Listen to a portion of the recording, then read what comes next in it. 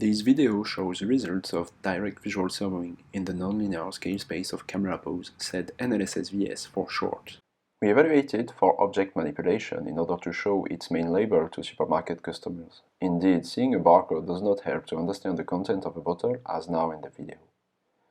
We focus on the hard case of axial-symmetric objects because only appearance can constrain the rotation around the axis of symmetry. The robot arm grasps the object to face a camera for the direct visual servo control of its orientation. It is the first application of direct visual servoing to object manipulation.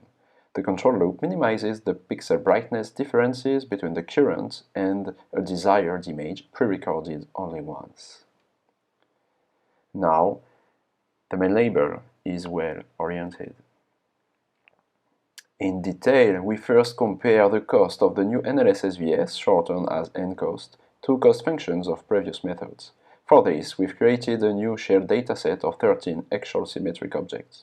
Using their images of pure rotation, we compare widths of convergence domains of the nCost with respect to the state-of-the-art pCost and gCost. For 3 objects, nCost is on par with gCost. The desired image of the koala object shows its main label. The pCost convergence domain is enlarged of 15 degrees by both gCost and nCost. They add 27 and 45 degrees to Jagabi and Kitsune objects. And nCost shows larger convergence domains than gCost for 6 objects. Slightly larger for objects on the first row, nCost doubles the convergence domain width of gCost, on average, for the objects on the second row. For a last group of 3 objects, the convergence domain of gCost is larger than the one of nCost. Actually, when the anisotropic filtering of the desired image involved in the nCost is too large, local minima appear near the global optimum.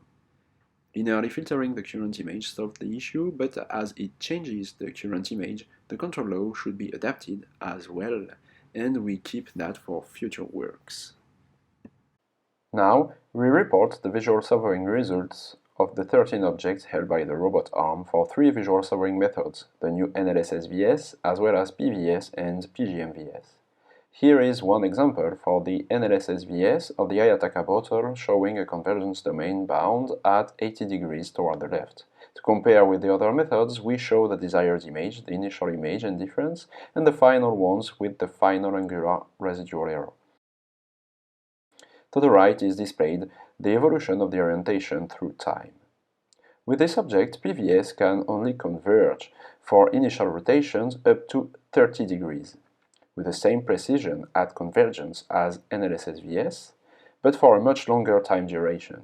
PGMVS can converge for initial rotations up to 60 degrees for a slightly higher final error, but within a shorter period of time. Beyond these limits, either local minima appear, as for PVS beyond 30 degrees, or divergence occurs, as for PGMVS beyond 60 degrees. The same analyses have been conducted for rotations toward the right too, and for the 13 objects. As a summary, here is the maximum initial rotations allowing convergence to the right and to the left, as well as the final angular error at convergence for NLSSVS, PVS, and PGMVS. To help the reading, we highlight in green the best performances that are the largest absolute rotations and the minimum final errors. In orange are the second best. Counting the times each method is the best on the initial rotations raises NLSSVS to the first rank, confirming the contribution over the state of the art.